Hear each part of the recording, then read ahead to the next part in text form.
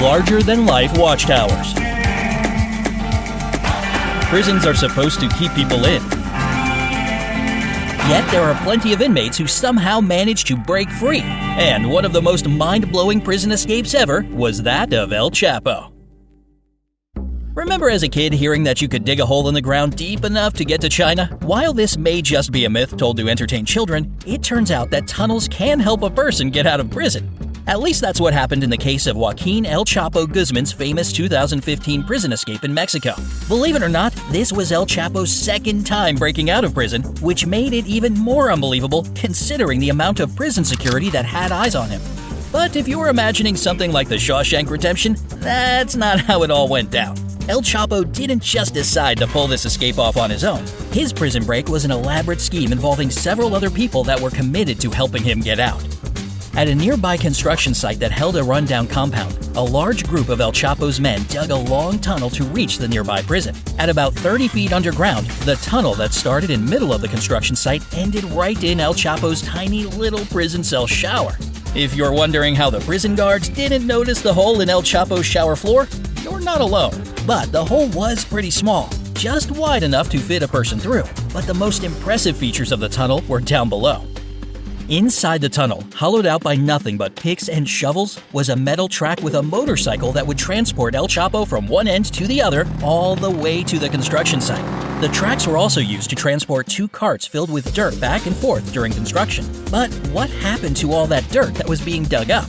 Well, the men cleverly spread it around the open land that surrounded their fake construction site, and no one really noticed. The tunnel also boasted wood paneling and even had an air ventilation system. What should have taken 18 months to 2 years to build, according to officials, only took around 16 months to complete.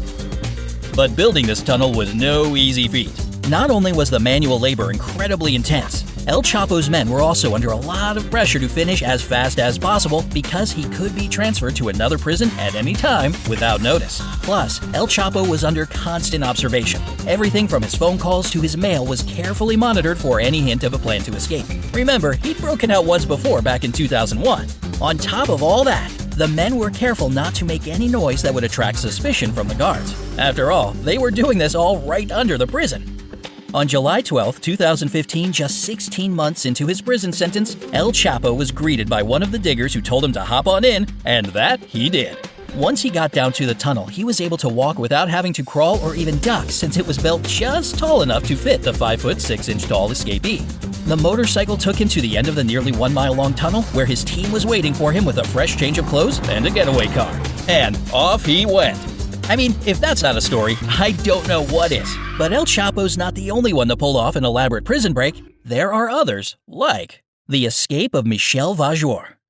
Unlike El Chapo's escape, which consisted of a whole team of helping hands, Michel Vajour's involved just one person, his wife.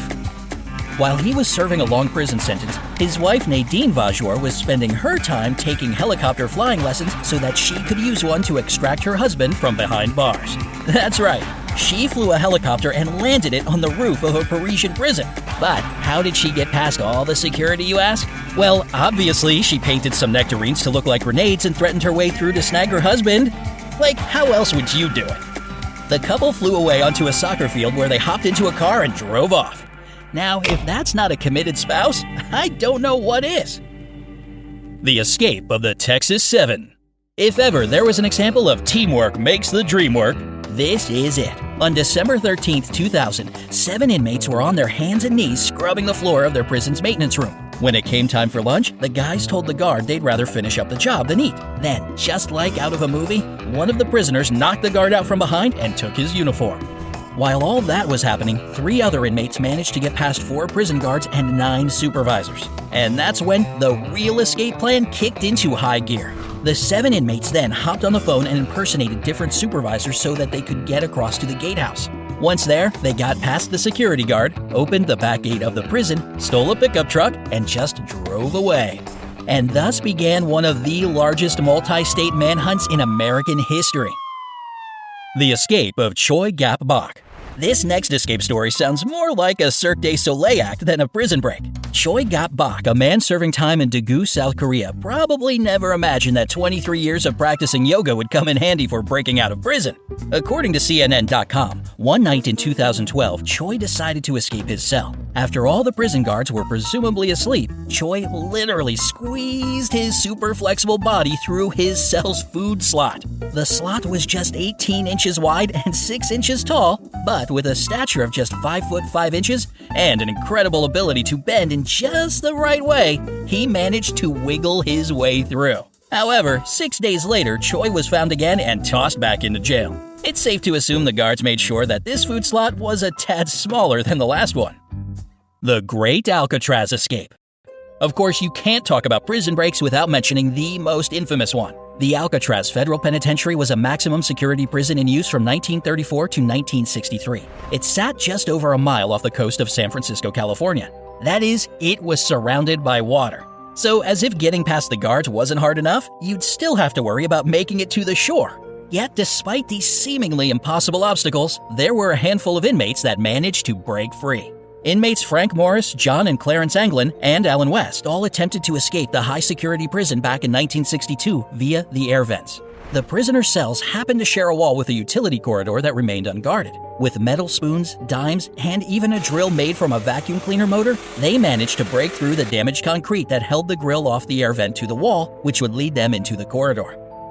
Over time, using the tools they had, each inmate got through the cement walls. In between these drilling and sawing sessions, the men would cover the partly removed vents with pieces of cardboard posing as walls. It must have been really dark in there for the prison guards not to notice that. Once the inmates broke through the vents, they made it through the utility corridor's air vent system all the way to the rooftop.